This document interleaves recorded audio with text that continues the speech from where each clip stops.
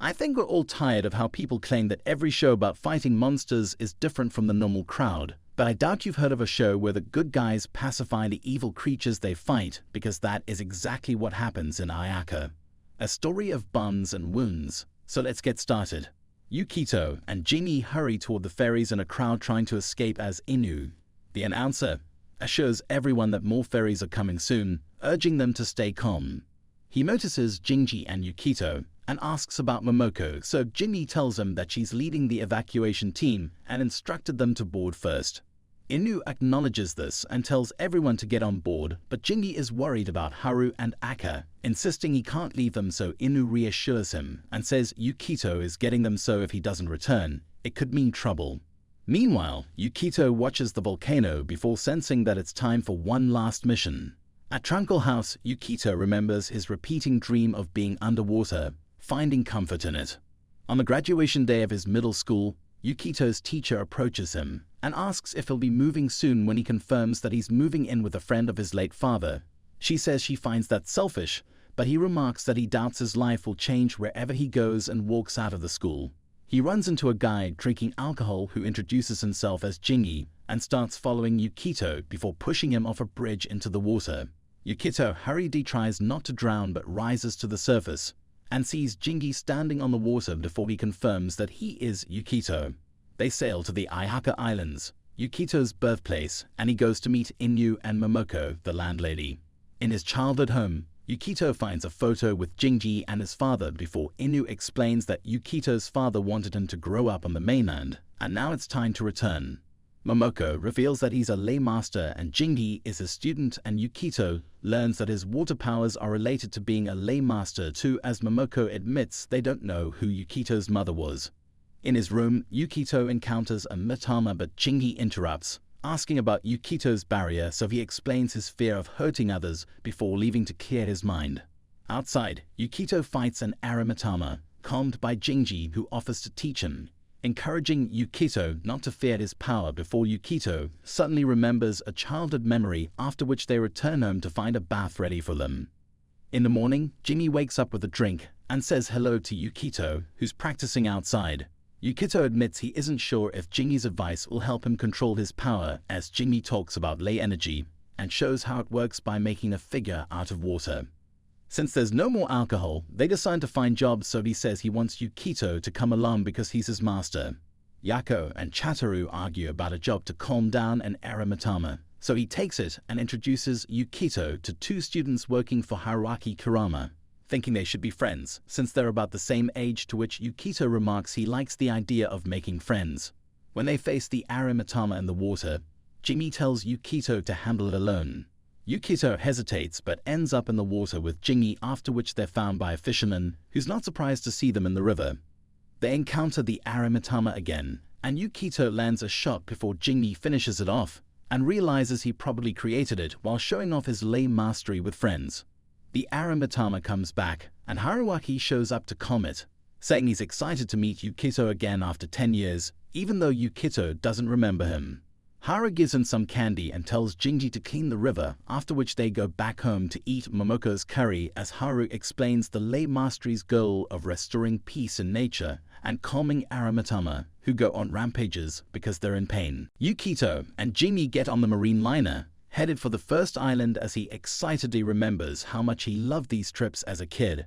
They bump into Inu, who says Jingi should show Yukito around the island, but Yukito's left to explore the tourist area alone, and he runs into an Ara-Mitama. Trying to calm it down, Yukito gets a surprise when Aka shows up and blasts it with a magical gun. He recognizes Yukito, but Yukito doesn't recognize him, so Aka takes him to Gio's headquarters, where Jingi is busy cooking at the restaurant. He explains his unique method of dealing with Ara-Mitama, explaining that he wants to exterminate rather than calm them to avoid deaths, and isn't a fan of Haruaki's approach, feeling it's risky, and just blindly follows their late master's teachings. Ibara informs Aka they've located the main Ara-Mitama body they ran into earlier, so they set off to take it out. Before leaving Giozi, Jingi tells Yukito that the constant flood of tourists messes with the island's ley energy.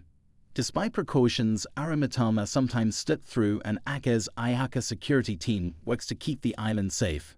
He warns Yukito about the awkward relationship between Ayaka and Haruaki, telling him to avoid mentioning one to the other before heading off to collect some cash from Ayaka. Alone, Yukito reflects on his connection with the Ara-Mitama before Makoto approaches him and advises him to leave, but Yukito, identifying as a Ley Master, tries to help him out, but he isn't able to stop it, and even Ayaka Security's firepower can't handle it, so Ayaka resorts to dark magic, completely obliterating the Ara-Mitama and absorbing its essence to boost his strength. Later, Ebara tries helping him, but he says he's fine and wearily vows to not let anyone die. Yukito and Jingi set off for the third island, Kasen Shrine, to meet Haruaki and are warmly welcomed by Chataru and Yako, who also point out the nearby fourth island, before discussing the dragon's historical influence on the Ayaka Islands.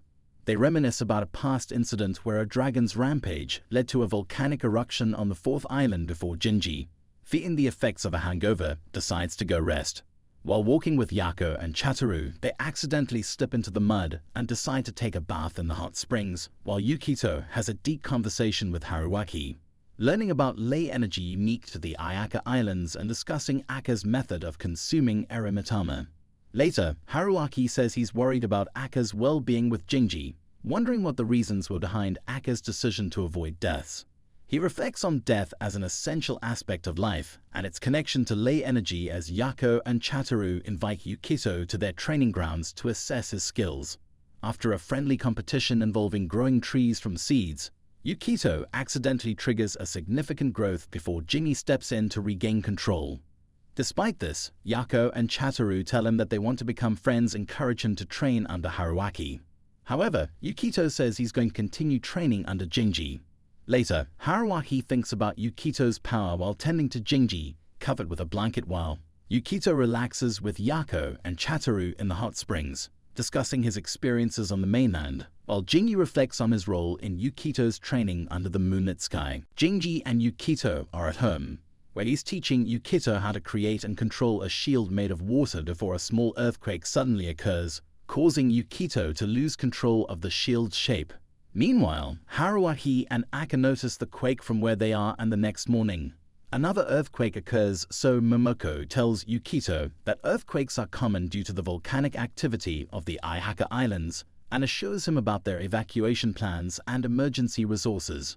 Jingi asks Momoko for money to buy drinks, surprising Yukito when she readily agrees before he says he plans to visit Yukito-sensei's grave that day. Jinji and Yukito pay their respects at the grave and clean it before Jingi pours sake as a tribute to his late master, and some others come to honor Yukito, discussing the recent increase in earthquakes, blaming them to the unrest of the fire dragon. They pray for Yukito's protection, although Jingi hasn't told him about Yukito's role in saving the islands a decade ago. Jingi explains that 15 years ago, the water dragon disappeared, causing imbalance, and 10 years ago, Yukito subdued the fire dragon during a volcanic eruption, after which he was seen as a divine figure. At the graveyard, Ebara celebrates her parents' anniversary, and Jinji, referring to them as aunt and uncle, pays his respects. Yukito finds Ebara's keys dropped at the grave, so Jingi suggests returning them to her on the first island, hoping they'll bond, though Yukito isn't sure meeting Chataru and Yako. They explain they've been sent by Haruaki due to destructions in ley energy caused by earthquakes, but they decide to leave upon hearing about Jinji and Yukito's mission, mentioning pressure between Haruaki and Ayaka. Meanwhile, Ayaka and Makoto are at GOZ when another earthquake occurs, so he warns Yukito of potential danger and reveals Ebara's tragic past. Yukito returns Ebara's keys directly, experiencing another quake, which Jingi realizes was caused by a fire Ara-Mitama, so Ebara rushes to defeat it, while Jingi instructs Makoto to ask for Ayaka's help. Ayaka meets with Mayor Inu, discussing the increased fire ley energy levels and how they need to evacuate, similar to the events before the volcano eruption a decade ago.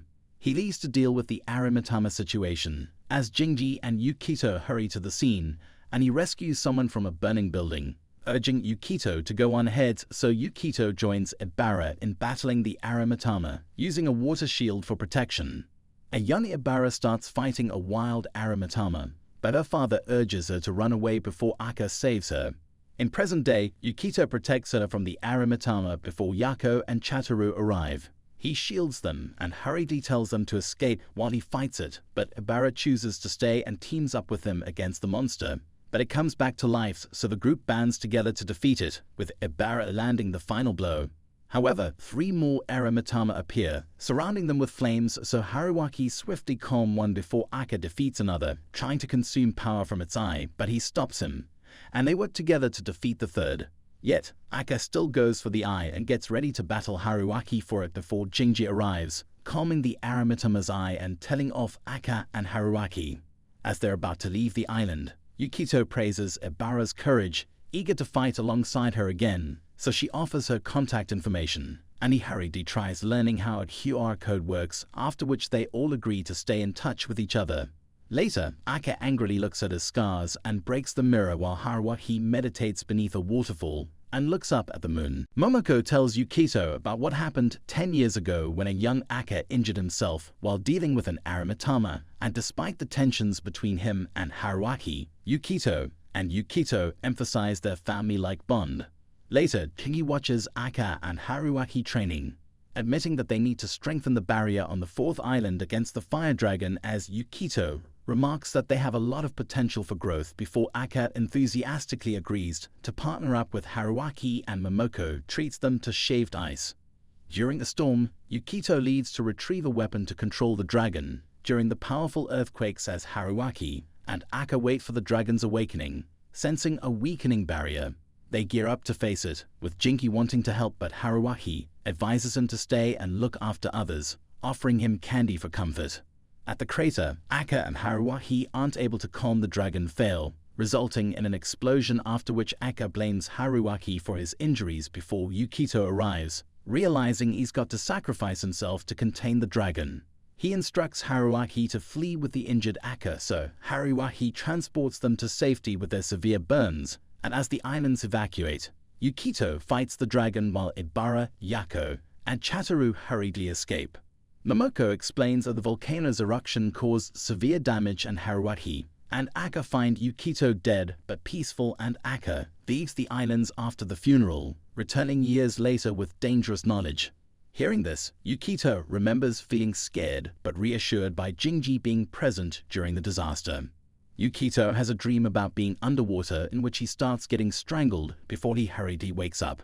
Jinji asks what happened, but Yukito just says he had a strange dream.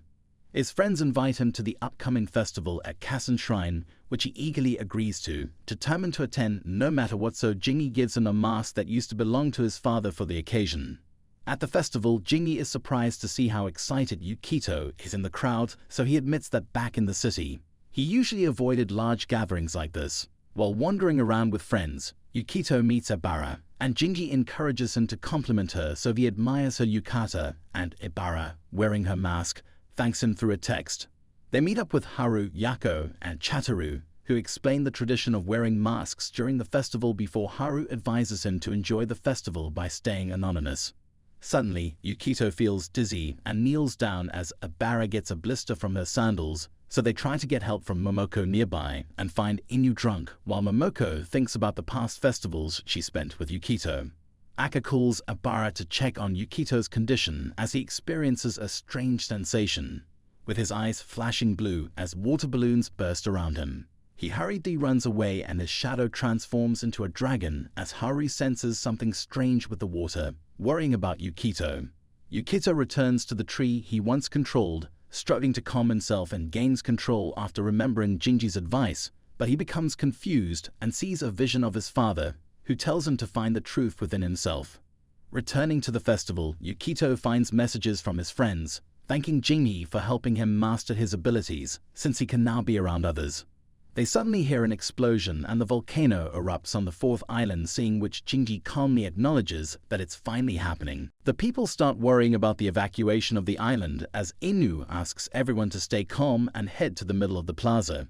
Yukito and Jinji have a serious discussion about the situation before Jinji confirms Yukito likes this island and instantly disappears.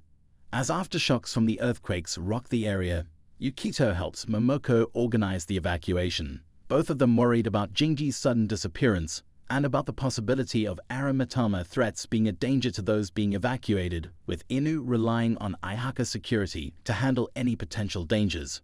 Noticing Aka's strange appearance in a mirror, Ibara says she's about him before he remarks that he needs one more battle, rejecting her offer to go with him and instead directing her to Makita.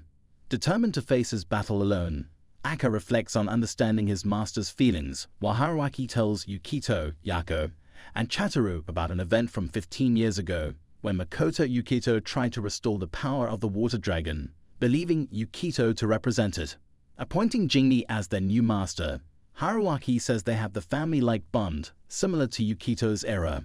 As Yukito stressfully thinks about his role as the water dragon, he suddenly feels that he belongs there and has the freedom to express his emotions.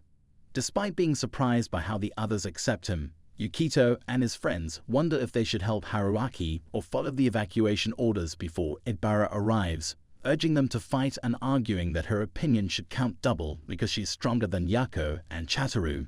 Haruaki begins a ritual at the shrine on the 4th island before Aka arrives but declines his request for help, telling him to follow his orders. When the fire dragon appears, Aka starts battling it and is eventually joined by Haruaki. Thinking they've won, they soon realize that it's still a threat before Yukito and his friends step in, with Yukito summoning a water shield to protect them both. Jingi remembers the moment he discovered Yukito's secret power, and in a flashback, a young Yukito, playing with Jingi, accidentally covers him in water with his hand before Yukito intervenes and urges Jingi to keep this truth from Haru and Aka. In present day, as the fire dragon awakens on the 4th island, Yukito shields Haru and Aka from its attacks, so Haru tells Yukito and his friends to leave. But Aka says they should stay and orders Ibara to coordinate attacks with the others while he and Haru engage in their own battle. However, Yukito isn't able to access his powers as the water dragon while Jingi remembers discussions with Makoto Yukito about Yukito's potential to transform into the water dragon permanently when he reaches the age of Aka, and Haru, as Yukito, mentions a spell that could help this transformation, but warns that it's difficult. At Yukito's funeral, Inu reveals Makoto Yukito's wish for Yukito to be raised on the mainland until he turns 15. Though Momoko finds it harsh, Jinji trusts his intentions and begins searching Yukito's writings for clues about the spell. Back in the fight against the fire dragon, Haru's spell to chain it fails, and Aka suddenly has a monstrous transformation. Despite their efforts, they aren't able to defeat the dragon, so Haru urges the students to run away, frustrating Yukito, who feels powerless. Jingi intervenes, preventing them from escaping, and remembers the ancient tale of the water and fire dragons, explaining Yukito's sacrifice to revive the water dragon. Realizing his role in the story, Jingi decides to cast the spell to restore Yukito's power, even at the cost of his life, and accepts this fate. Being happy with his bond with Yukito, he reveals the spell to Yukito, who agrees to undergo the transformation to protect the island, so Jingi performs the spell, transporting them to a cosmic realm where Yukito hesitates before jumping down. Back on the island, Jingi collapses, sacrificing himself as Yukito transforms into the water dragon, ready to defeat the fire dragon. In the past, Jingi eats a fish meant for Momoko's meal, seeing which Yukito calls him out for being selfish, so he boldly declares that he'll live life on his own terms. In the ongoing battle, Yukito's friends wonder what will happen if he fails against the fire dragon, and Haruaki explains the dragon's struggle to restore balance. Unsure if Yukito can return to his human form, he mentions their master's mysterious spell. As a dragon, Yukito apologizes to the fire dragon for leaving it alone and reestablishes its connection, after which the two merge and suddenly disappear. Yukito asks Jingi to get up, refusing to carry him home before Haru lays a hand on his shoulder, and he looks at Jingi's body in shock. News of the dragon's pacification spreads, and at GOZ headquarters, Makita praises Akaya Security's efforts against Ara-Mitama, while Haruaki brings Yukito back to Momoko, telling her about what happened. During Jingi's funeral, Haruaki reveals Jinji's notes about a sacrificial spell, believing he prepared for this fate to spare Haruaki and Aka. He guiltily says he's ashamed of himself and declares that Aka wouldn't understand since he turned to dark magic, to which Aka angrily says he was willing to suffer and sell his soul to protect the others before they start fighting, but are interrupted by their students. Momoko consoles Yukito, who blames himself for Jingi's death and assures him of his strength. He goes to Jingi's body and experiences a vision of Ley energy in which he sees Jingi being swept away, asking Yuriko for help since he's the water dragon, so he returns to the real world, determined to rescue Jingi. He rushes outside and starts running before transforms into the water dragon. Both Haruaki and Ayaka sense Yukito's transformation, and inside the Ley energy, he unexpectedly encounters Makoto Yukito, who has been keeping the fire dragon under control for all these years, and also casts a spell on Jingi's soul to help them locate his position in the vast Ley energy river. Meanwhile, on the surface, Ayaka and Ibara gather around the shrine only to find Haruaki trying to reach Yukito's location inside the Ley energy. He accidentally summons a few corrupt Ara-Mitama from the river in the process, but they eventually rescue Jingi from drowning in the Sea of Souls.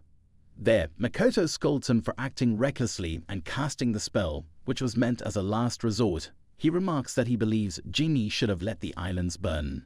However, both Yukito and Jingi tell him that they see the islands as their home, which is the reason behind their reckless actions. At the same time, Haruaki signals Yukito from the surface, guiding them back home, and Ayaka uses his black magic to safely extract them both from the river unharmed. After a few days, the people return to their normal life at the Ayaka Islands, with Jingi drinking from morning till night, and Ayaka using normal methods to pacify Ara-Mitama. At this point, Yukito and the others begin their high school journey as he acknowledges how all kinds of experiences are jumbled together on this island, and with that the story comes to an end. Thanks for watching, and we will see you next time.